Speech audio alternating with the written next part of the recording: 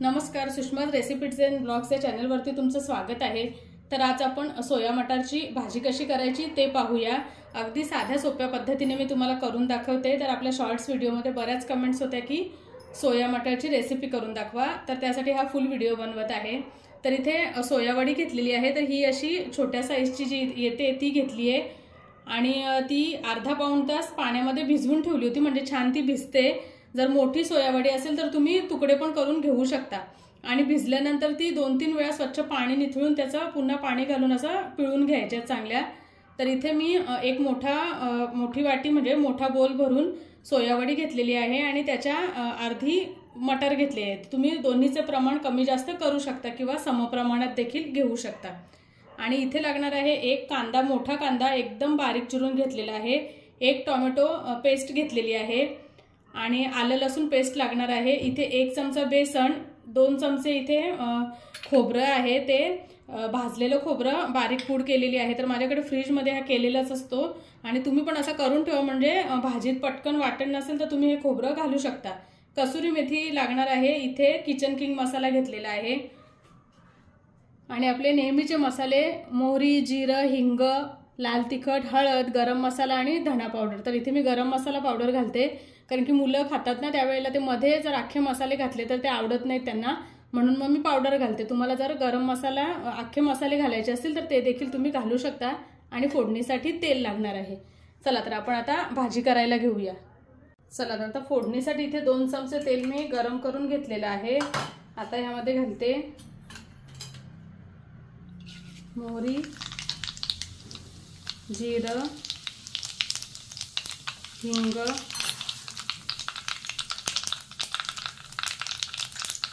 कांदा आणि कांदा चांगला मऊ होईपर्यंत शिजवून घ्यायचा आहे।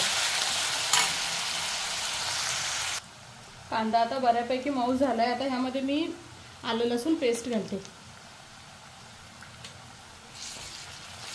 आणि चांगली परतून घ्यायचे कांद्यासोबत।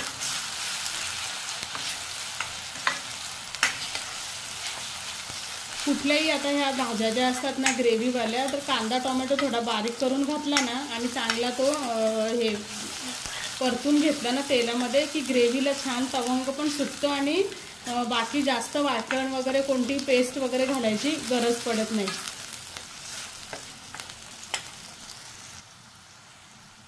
आता इथे आलं लसूण पेस्ट आणि कांदा मस्त ब्राऊन झालेला आहे बघा, एकदम मस्त शिजलाय। आता ह्यामध्ये मी टोमॅटोची पेस्ट घालते आणि ती देखील तेल सुटेपर्यंत परतून घेते। टोमॅटो पण बऱ्यापैकी आता मऊ झालाय आणि तेल सुटलेलं आहे। आता ह्यामध्ये मी कसुरी मेथी घालते, थोडी क्रश करून घालायची हातावर।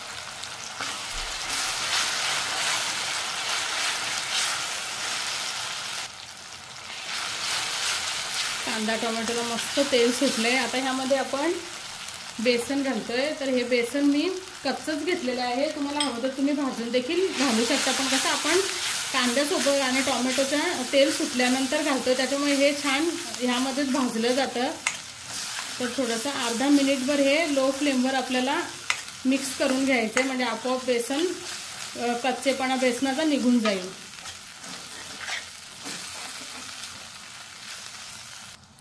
बेसन पण मस्त हे बघा भाजून झाले। आता आपण ह्यामध्ये मसाले घालणार आहोत। तर इथे लाल तिखट घरगुती मसाला आहे, हा लाल तिखट तो घालते साधारण 2 चमचे, पाव चमच्यापेक्षा थोडी जास्त हळद, 1 चमचा धना पावडर, अर्धा ते पाऊण चमचा गरम मसाला आणि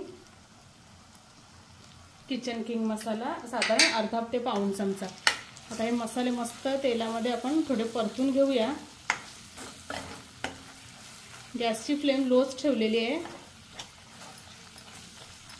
आणि आता ह्यामध्ये एकी साईडला ना गरम पाणी करायला ठेवायचं, म्हणजे मसाल्यांमध्ये थोडंसं ग्रेव्हीमध्ये हे गरम पाणी घालायचं।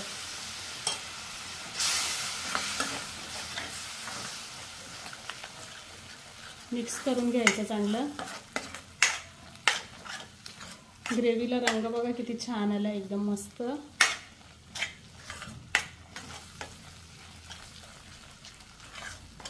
आणि आता ह्यामध्ये हे आपण जे सोया वडी ज्या भिजवून घेतल्या होत्या त्या घालायच्या आहेत आणि मटार आणि चांगलं मिक्स करून घ्यायचं आहे। मिक्स केल्यानंतर आपल्याला लो फ्लेमवर अगदी 1 ते 1.5 मिनिटं वाफ काढून घ्यायची आहे आणि मग यामध्ये गरम पाणी घालायचं आहे। तर गरम पाणी एका साईडला करायला ठेवायचं आहे। आता 1 ते 1.5 मिनिटं मी लो फ्लेमवर वाफ काढून घेते। चला तर आता 1 मिनिट होऊन गेलं आहे आणि आता ह्यामध्ये मी गरम पाणी घालते।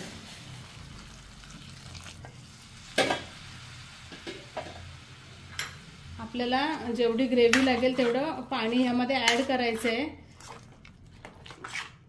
तर आता मला थोडं अजून पाणी लागेल म्हणून मी थोडंसं अजून ह्यामध्ये पाणी गरम केलेलं घालते। मस्त उकळी आली आहे आणि आता ह्यामध्ये मी 2 चमचे बारीक केलेलं खोबरं घालते भाजलेलं आणि चवीप्रमाणे मीठ। मिक्स करून घ्यायचं आहे चांगलं आणि आता झाकण ठेवून आपण भाजी शिजेपर्यंत वाट बघूया। मध्ये मध्ये 5 मिनिटांनी आपण चेक करणार आहोत। तर गॅसची फ्लेम मी लो टू मीडियम करते आणि 5 मिनिटं आपण थांबूया। तर आता 10 मिनिटं होऊन गेली आहेत आणि आपण चेक करूया।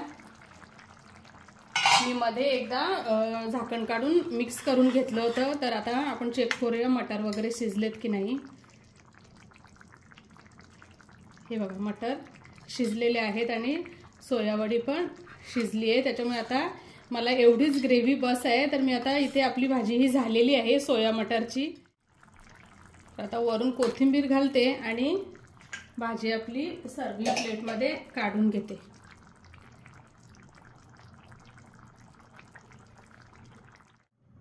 अगदी झटपट होणारी, खूप जास्त काही साहित्य नाही अशी ही सोया मटारची भाजी तयार आहे।